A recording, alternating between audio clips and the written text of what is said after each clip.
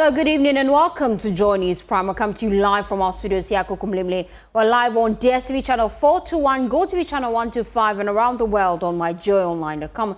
My name is Faustina Safo. Coming up tonight, the minority in Parliament describes government's 2026 budget statement and economic policy as growthless and jobless as it takes aim at the IMF for allegedly failing in its oversight responsibility of government. Achieve its revenue requirements. I've indicated that. They came to Parliament and they were too boastful of their revenue measures. But the reality is that they have failed. Also tonight, Finance Minister Dr. Kasia Latu-Forson has revealed government's unyielding stance on fiscal discipline, warning that it is not going to hesitate to rein in on overspending even among its own appointees. Also tonight, Interior Minister Muntaka Mubarak has sounded a firm tone warning aspiring security personnel that the upcoming recruitment exercise will be a merit-based one with no room for shortcuts or VIP treatment as government seeks to uphold integrity and fairness in the process following Wednesday's stampede that left 6 dead. Remember, we are your home of independent, fearless, and credible journalism. It's a good time to take a seat and please be my guest.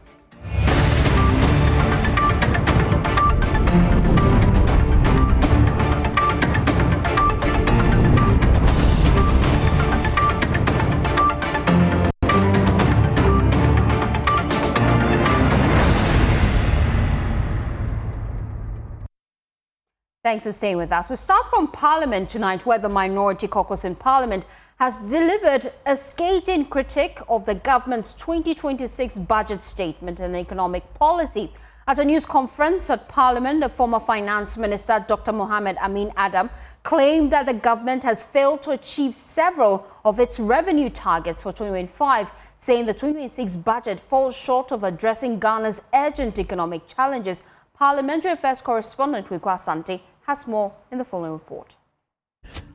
Led by Dr. Mohamed Amin Adam, the minority caucus ripped into government's budget presentation, accusing it of peddling stagnation under the guise of progress. It described the budget as, quote, growthless, jobless, and minimalist, unquote, a scathing critique that it failed to tackle Ghana's pressing economic woes. The minority also went after the IMF, accusing the global lender of shirking its oversight duties and allowing the government to flout key agreements. When the IMF will slip and allow the government to deviate from the formula which the IMF agreed with us for determining the primary balance, we shouldn't say it. The IMF made us to sign a memorandum of understanding with the Bank of Ghana that the Bank of Ghana will not finance government anymore. Yet, the Bank of Ghana is financing Gold Board. So we will continue to highlight the missteps by this government to the effect that they are trying to undo the good work we did. And we will fight to protect our legacy. Now, Dr. Amin Adam also questioned government's fiscal discipline claims, pointing out the failure to meet revenue target is the real reason behind the apparent discipline. He said the government's claim of fiscal discipline is not because of prudent spending, but because it is unable to raise revenue. So when we say the minister has not been spending, we are right. The minister failed to achieve its revenue requirements. I've indicated that. They came to Parliament and they were too boastful of their revenue measures. But the reality is that they have failed. I gave you the numbers, 7.7 billion shortfall, Ghana cedis shortfall in total revenue and grants. 6.8 billion Ghana cedis shortfall in domestic revenue. 9 billion Ghana cedis shortfall in tax revenue. The minority's verdict on the government's economic management was harsh, with Dr. Mohamed Amin Adam expressing concerns about the lack of investor confidence and the NDC's stewardship of the economy. Investors are voting with their feet and their capital, demonstrating a clear preference for short-term instruments over any long-term commitments to a government they no longer trust, just 10 months since they assumed office. This pattern of auction failures has created a vicious cycle. Each failed auction forces the government to rely more heavily on expensive short-term borrowing, which in turn increases rollover risk and further undermines investor confidence.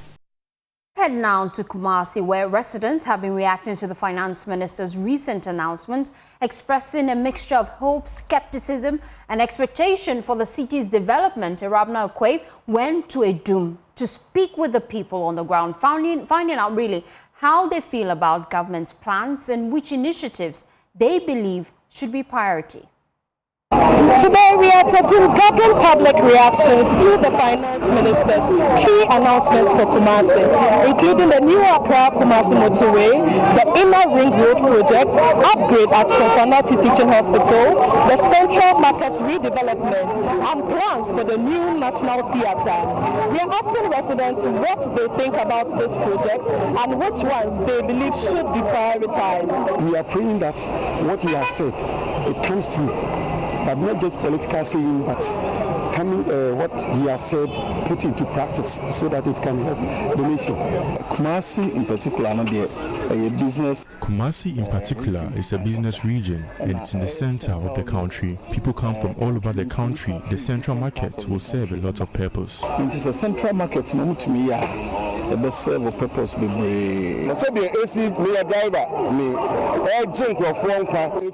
I'm a driver. The way the road is killing the people is bad. We plead that if they will do it, they should be in power forever. Another national theatre, that one is very good. When you come to the Ashanti region, we have many talents, but because of lack of infrastructure, we don't know where the talents are. So putting up that structure will help those with talent to exhibit that one. Nowadays, even white people speak tree. Those are the kind of movies we want. If they are able to revive the love we used to have for Kumawood, we would love that.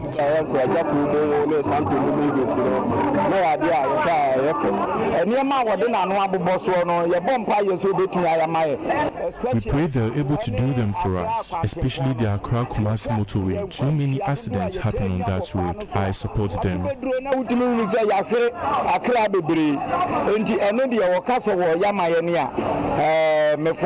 System a little bit stable. The system is stable. We are hoping for more. If they hadn't included G in the budget, they would have disappointed us.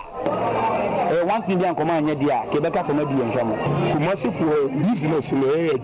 are predominantly traders in Kumasi. If they are able to complete the central and Krofro market, he will be the savior of Ashanti region.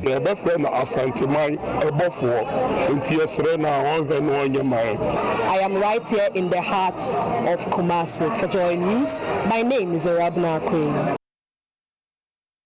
While government is drawing a hard line on overspending, even among its appointees, Finance Minister Dr. Kasi Alato-Forson, who appeared exclusively on PM Express after presenting the 2026 budget statement and economic policy, said the Mahama administration is prepared to be unpopular with appointees as it enforces strict fiscal discipline. The following report has more.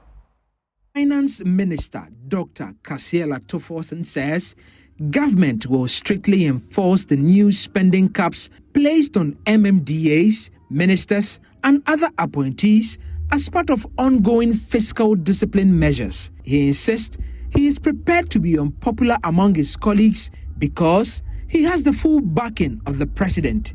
He made these comments in an exclusive interview with Evans Mensah on PM Express. If a finance minister and you are too popular, then there's something wrong with it. Too popular within the group that you are talking about, then you are failing. Doesn't matter what people say, but I'm here to do a job. I will do the job. My biggest constituency, the people I want to be popular with, is with the people of Ghana. Whatever I have to do to serve their needs and be able to save, to pay for school feeding, to pay for free SHS, to be able to put nurses in a hospital, to build hospitals, to give maternal care and all. There are people with non-communicable diseases, they need money. Instead of somebody traveling, I will cut that expenditure and give it to someone who needs to be able to pay for dialysis and all. The finance minister revealed that government will save at least $252 million after successfully renegotiating several power purchase agreements. He adds that arrears owed to some of the companies have now been cleared, removing earlier threats of shutdowns. They invited all the IPPs and then renegotiated the debt. You know what happened? The good news is that in doing that, they've been able to save the state precisely $252 million United States dollars. I don't know if you've been hearing of IPP that we owe them ever. Yes. Even now you are not hearing it anymore. But they were threatening to shut down. Exactly. Early in the year. Yeah. Today you are not feeling it. You see a light on, the Dumso issue is gone and all. On the thorny issue of locked up funds from the banking sector cleanup, Dr. Forson maintained that taxpayer money cannot be used to settle the claims. He insists the assets of the affected institutions must be utilized. For them, the central bank, who is the regulator, must get involved and to recover those assets and to use those assets to settle them. The Ministry of Finance has no money for that. In fact, we do not have it. I'm being honest, I'm being blunt. The central bank must recover those assets. The assets are somewhere. The money is somewhere. They are directors of that company. They have to bring the money. However they bring the money, they have to bring it. Dr. Atufosin's 2026 budget paints a cautiously optimistic picture. Tax reliefs, infrastructure commitments, and a push toward a 24-hour economy. But the real test will be implementation and whether the numbers hold up in the months ahead.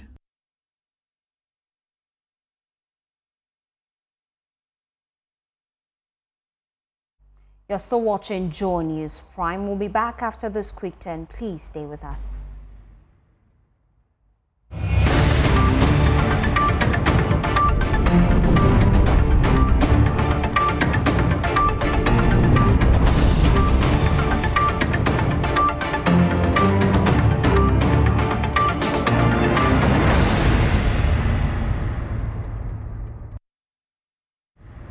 Thanks for staying with us here on Joy News Prime. To other stories now, the Interior Minister Muntaka Mubarak has stressed that the upcoming recruitment into the various security agencies will admit only qualified applicants, insisting there will be no shortcuts or special passes for unqualified persons. The minister says the process has been tightened to ensure fairness and integrity, throughout. The recruitment, originally scheduled for May, has been pushed to November 25th to honor the victims that have passed on as a result of the stampede. Muntaka Mubarak said the intake remains crucial to creating job opportunities for young people while equipping them with skills to support national development and improve living standards. The following report has more. A recruitment portal for police and other security agencies, which was supposed to open on Saturday, the 15th of November 2025, has been postponed to Monday, the 17th of November 2025, as announced by the Interior Minister.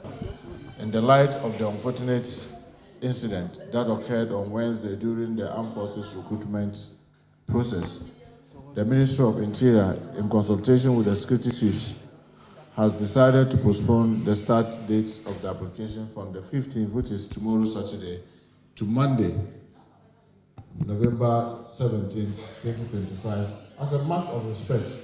He says, drawing lessons from the stampede that happened over the week, there is going to be a morning and afternoon sessions for the recruitment when the portal eventually opens on Monday. We have decided that every screening center should not screen more than 1,000 a day. And even the 1,000, you screen 500 in the morning and screen 500 in the afternoon. So if you are for afternoon and you decide to rush in the morning, that itself becomes basis for disqualification. Now, the Interior Minister Muntaka Mubarak has assured that no persons who do not qualify will be recruited into the Ghana Police Service. And I want to assure you that under the leadership of His Excellency John Dramani Mahama, we will do everything humanly possible to make sure that this process, the right people get into the training. The sector minister also dismissed suggestions that the portal should be opened for only the required applicants that the various security agencies are looking for. He said that it is opened for all to apply to give equal opportunity and for qualified persons to be able to enroll into the Ghana Police Service and the various security agencies. But we are trying to see how many people even qualify. But let's even assume that I know that I'm going to have 10,000 and I close the portal at 10,000. Remember, I have to go for body selection, I have to go for tests, I have to go for medicals and all that.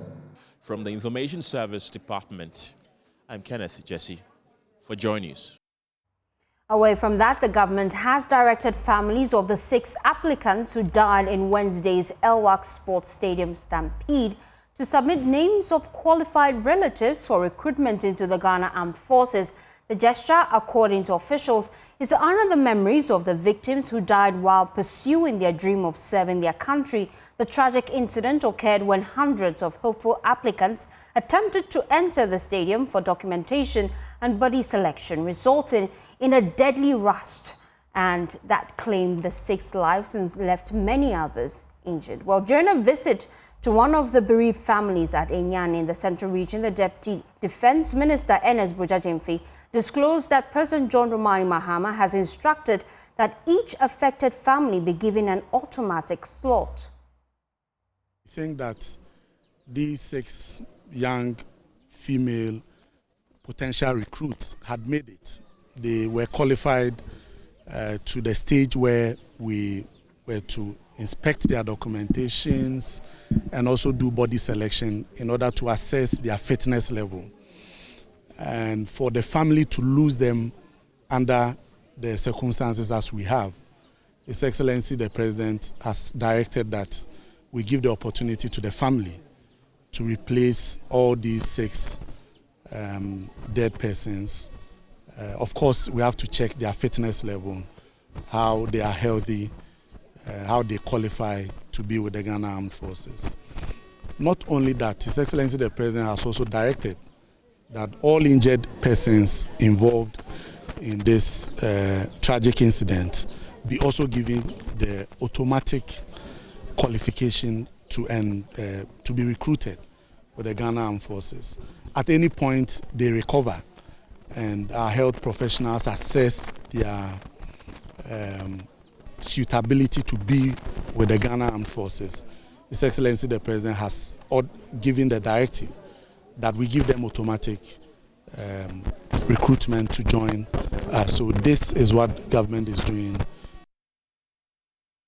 While the Minister for Gender, Children and Social Protection, Agnes Namomolate, has described the incident as deeply heartbreaking and said the state will ensure all 6 victims receive a befitting burial as part of efforts to honor their memories.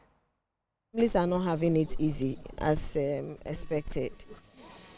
But when I say the government is standing with them to give the deceased befitting burial, it means that everything that needs to be done to put the deceased to rest properly, the government will take care of that.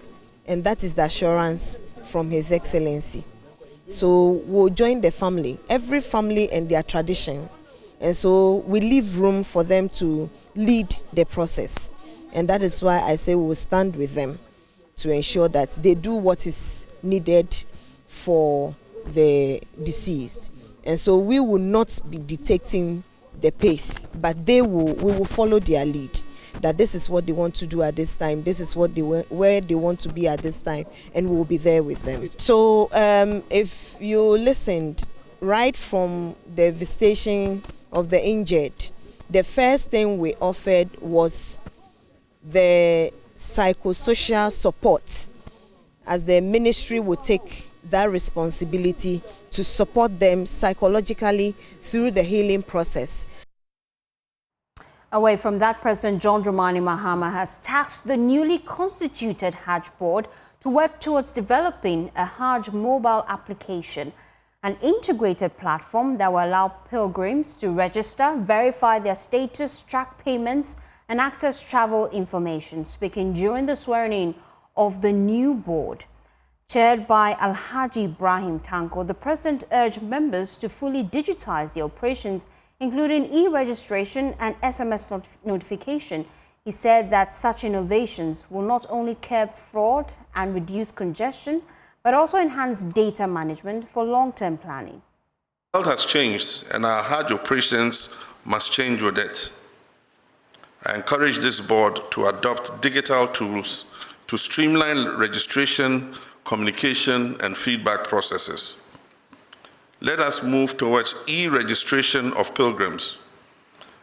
Let us move towards SMS notifications to their mobile phones. And let's have a Hajj mobile application, an app with a portal that allows pilgrims to register, check their status, check their payments, and their travel information.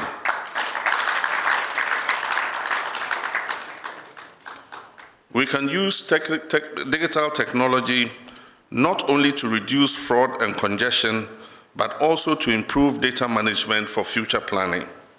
Let me emphasize this point clearly. The Ghana Hajj must never be a source of exploitation or profiteering. It is haram to exploit the sweat of a poor pilgrim.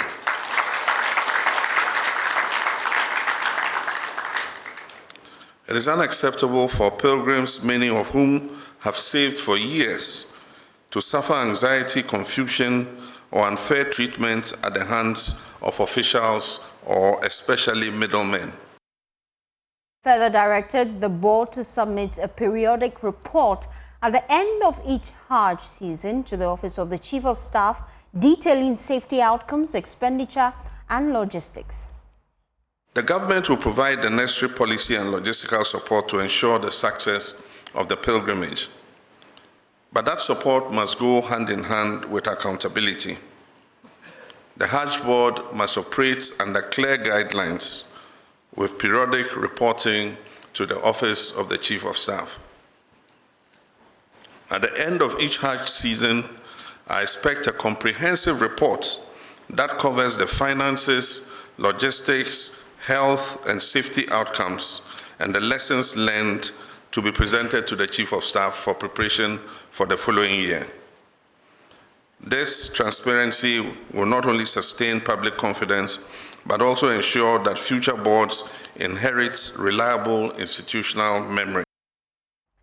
President Mahama has revealed plans to buy a private investor to establish a ferry service in Tema that will serve countries along the West African coast. Speaking at the commissioning of Phase 1 and 2 of the Tema Port Expansion Project, he said the ferries are expected to transport vehicles, passengers, and goods between Ghana and other West African states. President Mahama envisioned the project and in November 2016 officially launched it during his first full term as president of Ghana. The $1.5 billion Tema Port Expansion Project executed through a partnership involving Meridian Port Services MPS, the Ghana Ports and Harbours Authority, APM Terminals and Africa Global Logistics has been hailed as one of the largest and most ambitious port infrastructure developments in sub-Saharan Africa. President Mahama described the public-private partnership between Meridian Port Services and the Ghana Ports and Harbours Authority as a win-win arrangement, stressing the immense benefits the GPHA continues to enjoy from it. He lamented the political controversies that previously surrounded the project, including false allegations that he sold the port. And so this has been a win-win partnership.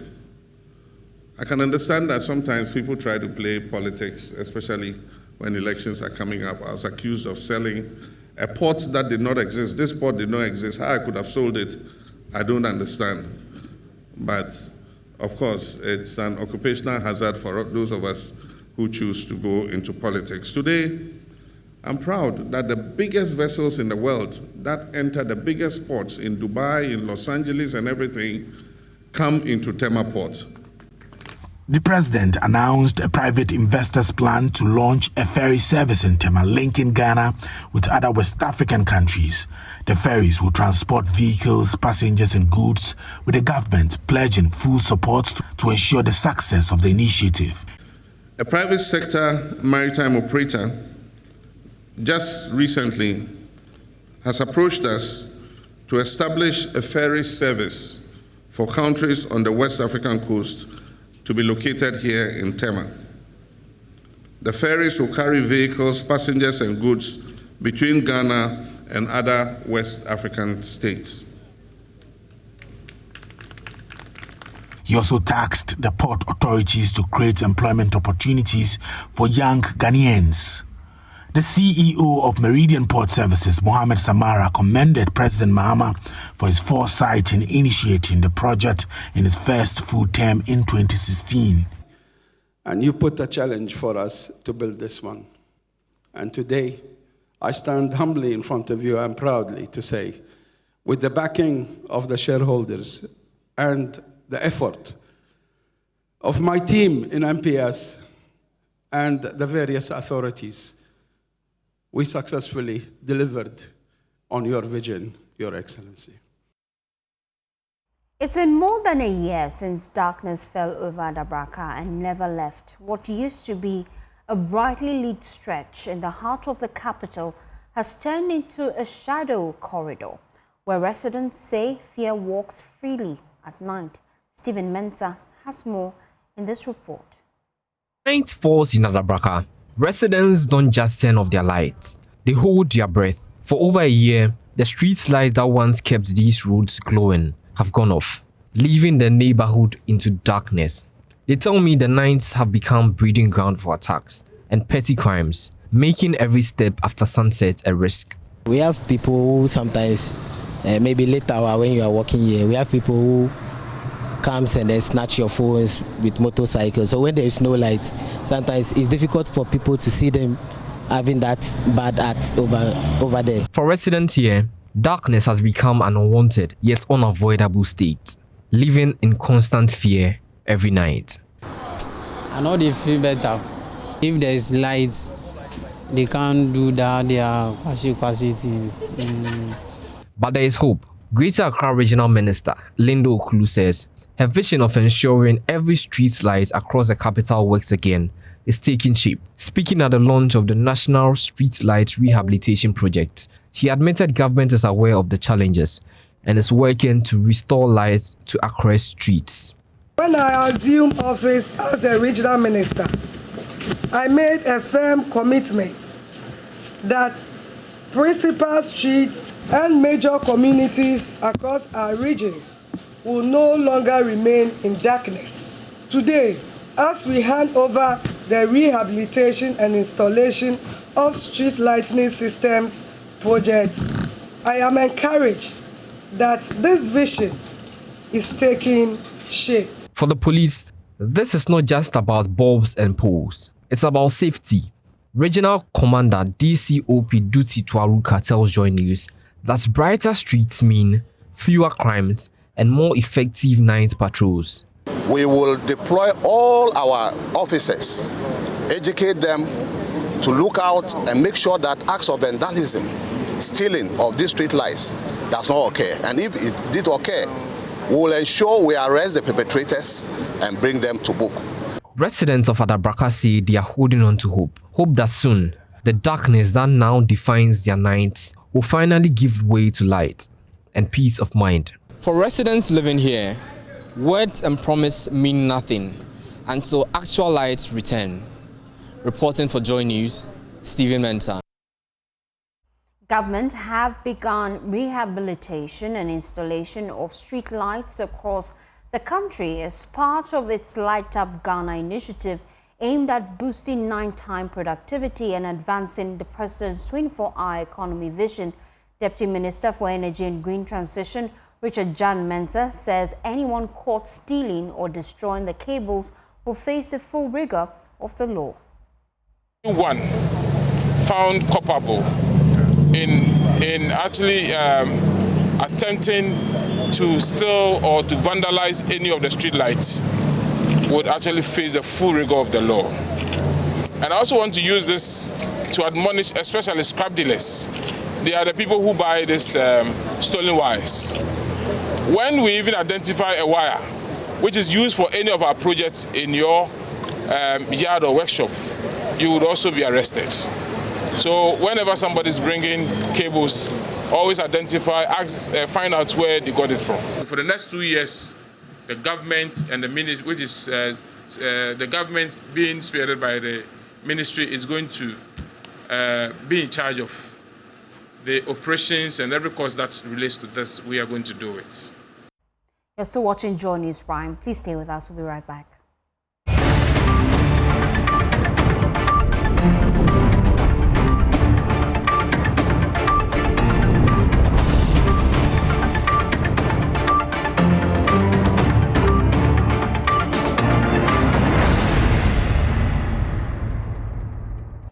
Thanks for staying with us. Over 300 persons have been remanded into prison for 2 weeks over an alleged attack on some members of the National Anti-Illegal Mining Operations Secretariat and officials of the Environment Protection Authority, including journalists. The 2 individuals who are residents of Awuna in the Ashanti region and Shidiam, Kenya, Segoso, as well as other regions in the Ahafo region, were apprehended in a joint military police swoop. Emmanuel Bright-Kweku reports some of the relatives of the suspects insist on their mistaken arrests. The following report has more. We are supposed to exhibit a very high level of professionalism in the execution of this duty. We must also acknowledge the fact that we are going to work with and on human beings. On the dawn of Wednesday, 12 November 2025, the armed forces and police conducted a simultaneous raid in the Ahafo, Ashanti and Volta regions.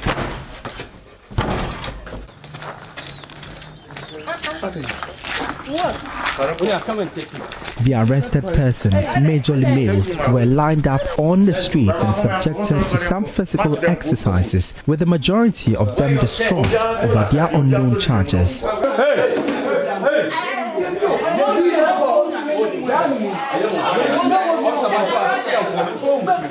The residents explained the military police team allegedly mistook the Dajone community on the Kumasi-Obuasi stretch where the swoop was carried out for another Dajone community along the Obuasi-Dunka road where some illegal miners attacked the EPA team. Some eyewitnesses alleged despite proving their innocence, the soldiers and police officers failed to heed their concerns and transported them to Kumasi.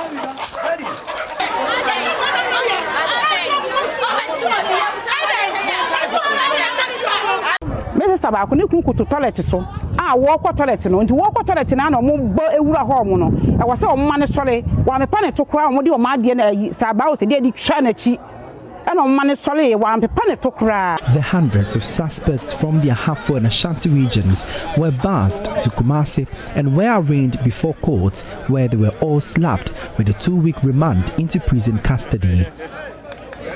It was a sad scene at the Kumasi Central prisons as scores of families and relatives of the suspects queued up at the frontage of the prison to pay visits and seek bail for them. Residents of the communities and some members of parliament, including Gideon Boakon of Tano North constituency, have condemned the mass arrest as they believe innocent persons have been mistakenly picked up in the operation. But I'm worried at the manner in which the military swoop operation took place in the Ahafo region. We have had hundreds and even thousands of people who have been, whose houses have been invaded unawares. They have been taken away from the region to somewhere in Ashanti region, and such people did not have that right or luxury of time to even prepare for the travel or their movement to Ashanti region. I am by this calling on the Ghana Military Service to ensure that the rights of those individuals who were moved from Ahafo region to Ashanti under the operation to ensure that galamsey activities do not happen, are given proper and rightful treatment such that their rights will not be violated. They are pleading for their release as they request that the military carries out a targeted swoop. For Joy News, my name is Emmanuel Bright-Kweku. Away from that, Star Ghana Foundation says youth participation in governance remains limited despite gradual progress in civic engagement. Executive Director Alhaji Ibrahim Tanko Amidu speaking at the launch of the new 5-year governance strategic plan aimed at promoting active citizenship and strengthening civic society involvement in national development, indicated that while some gains have been recorded, much more needs to be done to meaningfully involve young people in decision-making. Despite efforts to boost civic engagement, youth participation in governance in Ghana remains limited, a challenge highlighted by the Star Ghana Foundation as it unveiled its new 5-year governance strategic plan. Executive Director Alhaji Ibrahim Tanko Amidu tells Joy News that meaningful involvement of young people in decision-making at both local and national levels remains a major gap, even as the country works to achieve its SDG targets for peaceful and inclusive societies. If you look at the fact that, as with the experiences in other countries, when young people are disempowered, the country is destabilized. And so I think there's a lot that needs to be done, both in terms of the laws that would make participation more accessible, but also I think in terms of how our governance structures are modeled. And then the important issue of economic empowerment, that without economic empowerment, the participation of young people in governance would be quite limited. He further called for stronger institutional support and the creation of a dedicated state fund to sustain civil society operations. We do know that there are developments in the external context that affect civil society, particularly the cutback in funding from traditional donor organizations. So we think that internally, what we need to do is to look at how we can mobilize resources internally to support the work of civil society, because that's quite important in holding government accountable, in linking governance to the voices of community members, but also in ensuring that we bring in some technical expertise that sits in civil society. For the Governing Council Chair for the Star Ghana Foundation, Hamdiya Ismaila, the focus remains to ensure consistent involvement of citizens in active public discourse. We want to see citizens being active in public discourse. So the idea or the main themes for outcomes that we expect from this strategic plan is to get a stronger civil society and well-engaged citizens. We want to ensure that we are able to be resilient around environmental resilience, and also making sure that public services are enhanced and no one is left behind. The new 5-year governance strategic plan seeks to build a stronger society, foster active citizenship, and strengthen environmental resilience, ensuring that no one is left behind. Well, it's time for Showbiz, and Irene joins me in the studio. Hi, Irene. Hi, Fosti. How are you? I'm good. Great to see you. Great to see you too. What's happening? Okay, so today is going to be Showbiz Spotlight, where we want to celebrate someone's contribution towards the movie industry. But before that, you know, tomorrow is Tidal Rave. I mean, the much anticipated event is finally here. And guess what? Ira Star is in Ghana. She's made a few statements regarding collaborations and why you should be at Tidal Rave tomorrow. I really want a song with Molly. Ooh, that's my babe, my fellow baddie. Black Sheriff, of course. Kida, my friend Kida. Amari. I'm very much like used to it at this point, so it's very automatic. For me, physically, I've been doing physio because I have like a knee injury. So I'm not able to dance as crazy as I usually do on stage this time. But physically, I've been doing a lot of physio and all of that. Come, have fun, enjoy yourself. Can't really tell you much. You just have to come and see for yourself. All right, so we've heard from Ira Star. This is why it should be at La Palm Royal Beach Hotel. Firstly, would you go? I'll be sleeping.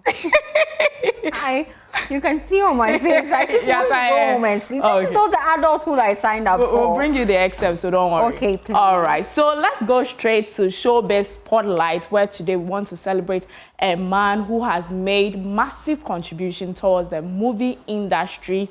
And if you are talking about people who have put Ghana on the map, his name can never be left out. I'm talking about David Donto. Today we celebrate a star, a hero, a protagonist, and of course, our actor for this week's edition of Showbiz Spotlight. David Donto, definitely one of the reasons why I delved into acting from the very early years when I joined the Big Roma, the resident drama company at the National Theatre. I think that was somewhere in 1994. I mean, he was one of the many legends at the time who instilled in me a sense of discipline, taught me the craft and rudiments of acting and performance. I mean, you know, his stage presence, the way he embodies characters, you know, you just want to observe, listen, and experience our craft being lived at a very high level. And that was Mr. Donto. And I believe that he still has a lot more to offer to us and young potentials who are coming up. And yeah, Mr. David Donto, I salute you, Ghana man, and you have long life and good health as you continue to impact. Thank you. His outstanding contributions has been recognized with multiple awards. As the Akan proverb says, the good work of a man speaks even when he is silent. I know him to be an actor. He acts good. In fact, he acts, teaches us a lot. He's a gem and time conscious, very disciplined, you know. Yeah, he's a pioneer. Let me say way back. That's Deadly Voyage also. Yeah, he was part. My name David Donto. Na misha. But say amenya betu no. Me hu ya feel. Me nyanka me hu no physical. Because me hu ni se papa ne hu ofo. Ahwe ne hu su ye nti den ni secret no. And so, this week on Joy News' Showbiz Spotlight, we celebrate David Donto, the artist, the teacher, and the pioneer whose story continues to light the path for generations to come. All right, so we have it right there. Thank you. I mean, one so of his Irene. These reports are just great. Yeah. Back to back, you give us great reports. Thank you. On Joy News Prime, we appreciate you. You wanted to say something? Yeah, I was saying that one of the movies that I remember him for is Somewhere in Africa, where he played the president, and he did that so well. So today we want to say a very big thank you to him. Thank you, Irene. Thank you. And this is the moment I go in and see my bed. And that's how I wrap up Joy News Prime. For more news, please log on to myjoyonline.com. Have a wonderful day as you enjoy the rest of our programs. Bye.